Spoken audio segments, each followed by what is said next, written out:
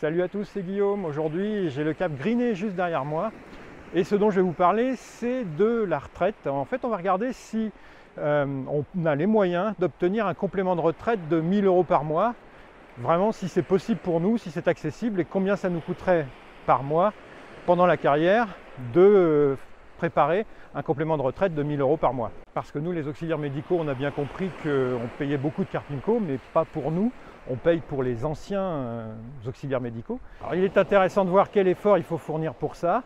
Et avant toute chose, avant de rentrer dans le détail, je voulais vous rappeler que je fais une newsletter tous les jeudis pour vous tenir au courant de l'actualité orthophonique. Je vous mets le lien en bas dans la description. En fait, l'idée de cette vidéo m'est venue d'un post d'un collègue du groupe des clés de la réussite sur Facebook qui partageait un lien vers un article et où j'ai trouvé que c'était vraiment pertinent. On sait que la Carpinco, à la base, c'est pas ça qu'est ça, elle vous promet une division par 2 de votre revenu, voire même par 3. Dans mon cas, c'est 3, carrément, d'après les simulations que j'ai pu faire. Et à 67 ans, hein, pas à 62, hein. À 62, c'est encore pire puisque vous avez une pénalité, puisqu'on estime que vous n'aviez pas à partir à cet âge-là. Et donc, je vous montre l'article. Voilà, c'est un article sur Boursorama. Vous avez le lien dans la description pour aller le lire en entier. Et donc, l'idée, c'est de partir d'un PER et de voir combien il faut mettre de côté par mois pour, à 65 ans, ils ont pris 65 ans comme référence, ça vous donne un ordre d'idée. Par exemple, on va prendre, si vous avez 40 ans et que vous voulez avoir 1 000 € par mois quand vous aurez 65 ans, eh ben, il faudra avoir mis de côté 380 000 €.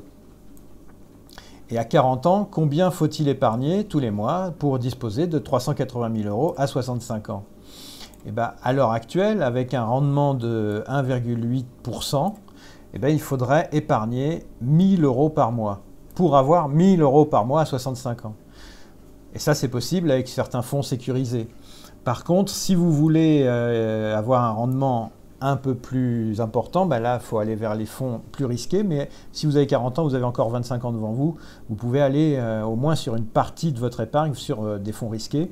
À ce moment-là, c'est 750 € par mois. Mais ça, ce n'est pas garanti vu que c'est sur les fonds risqués. Si vous avez un rendement moyen de 4%, en tout cas, vous avez besoin de mettre 750 € par mois à l'heure actuelle pour avoir un complément de retraite de 1 000 €. Évidemment, si vous avez 30 ans, là tout est plus bas. Avec les fonds sécurisés, c'est 800 € par mois au lieu de 1 000. Et avec les fonds non sécurisés, c'est 450 € par mois au lieu de 750. En fait, qu'est-ce qu'il faut retenir de cet article? 2 éléments que vous saviez déjà probablement, c'est que l'effort va varier en fonction de 2 critères. C'est l'âge.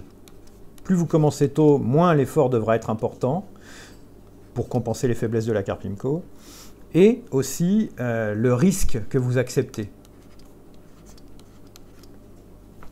Et puis, il y a une part de chance, évidemment, puisqu'il faut miser sur les bons chevaux. Mais il y a des moyens de diminuer la part du hasard sur les fonds risqués, notamment en lissant ses apports et en mettant tout le temps une somme sur des fonds risqués qu'on rééquilibre. Enfin, je ne vais pas tout détailler dans cette vidéo-là, mais il y a des méthodes pour atténuer le risque des placements risqués grâce au long terme.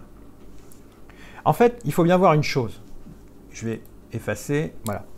Il faut bien voir une chose, c'est que si vous prenez le cas des salariés, et ici, je vais mettre nous, les indépendants. Les salariés, eux, ils ont leur salaire,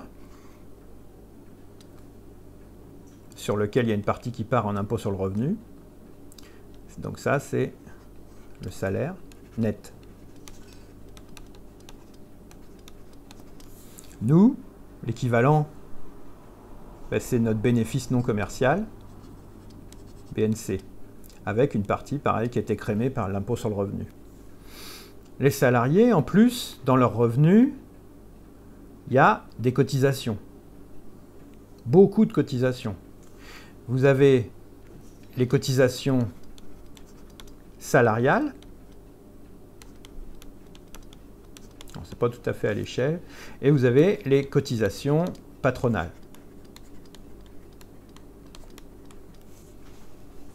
Et donc, ça, c'est, hop là, c'est le salaire net, brut, pardon. Et les patrons ont tendance à parler du brut pour l'ensemble de ce que leur coûte un salarié, en fait.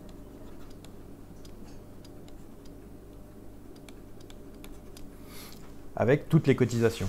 Pour embaucher un salarié, il faut être sûr que le fait de l'embaucher va permettre de rapporter à l'entreprise plus que le brut.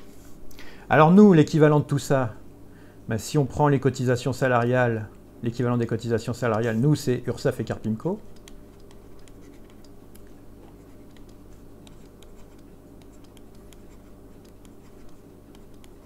Je vais le mettre là. Et ben, en fait, ça, on ne l'a pas, l'équivalent des cotisations patronales. Et c'est là où il faut qu'on compense grâce à l'épargne. Une épargne qui va vous compenser le risque de pépins, comme une invalidité, une maladie, et puisqu'on est moins bien indemnisé là-dessus que les salariés, et aussi une retraite digne de ce nom.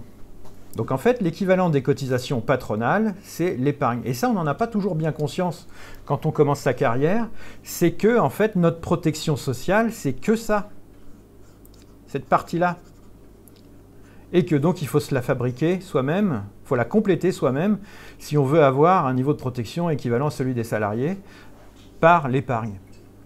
Alors après, c'est un choix. Hein. Nous, on est libre. Hein. On peut se satisfaire de cette seule partie-là, la partie URSSAF Carpinco, pour avoir une protection minimale, en sachant qu'on aura une retraite faiblarde, mais en se disant, bon, bah, je travaille déjà assez, ou même pas en se le disant, mais en ne pouvant pas travailler suffisamment pour pouvoir augmenter son seuil de protection, son niveau de protection grâce à de l'épargne.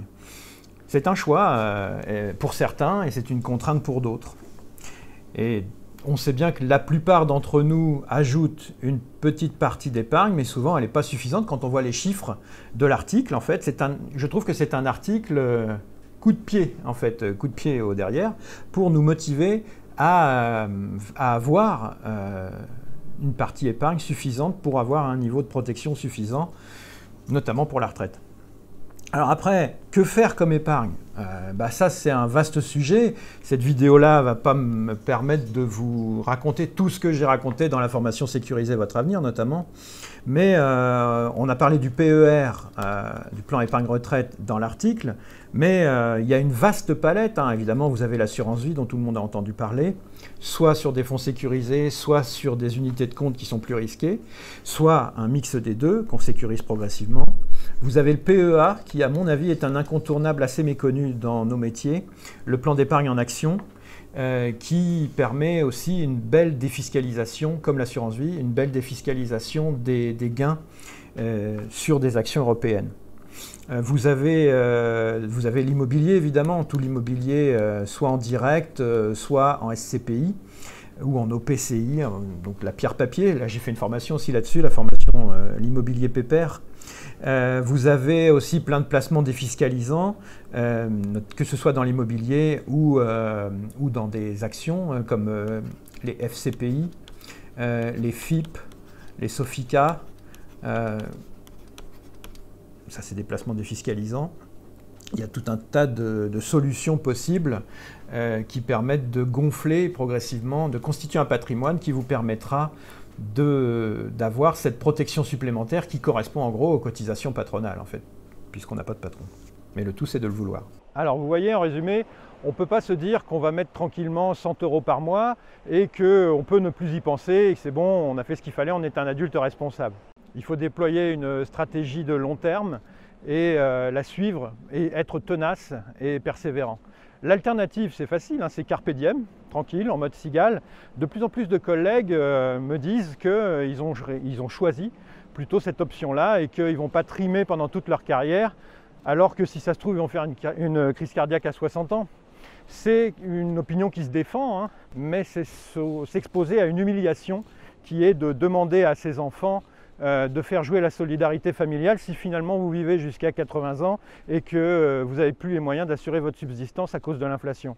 Et l'autre chose, c'est qu'on peut créer une activité secondaire où on arrive à développer des revenus en travaillant moins parce qu'on a arrêté de vendre son temps. Et ça, c'est ce que j'ai fait moi-même avec mon activité secondaire que j'explique dans la formation Contourner le blocage de l'AMO. Je vous mets le lien dans la description aussi. Allez, à la prochaine pour une nouvelle vidéo. Et puis surtout, n'oubliez pas de vous inscrire à la newsletter dont le lien est aussi dans la description de la vidéo juste en dessous.